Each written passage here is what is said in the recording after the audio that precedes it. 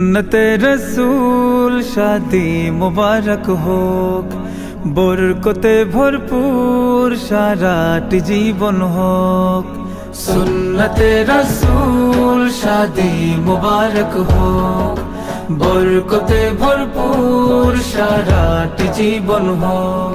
মন দোলে দোলে, রঙ ফুলে ফুলে ছড়িয়েছে আতর, ভিন্ন দুটি প্রাণ মিলনে রাজ পবিত্র আসর।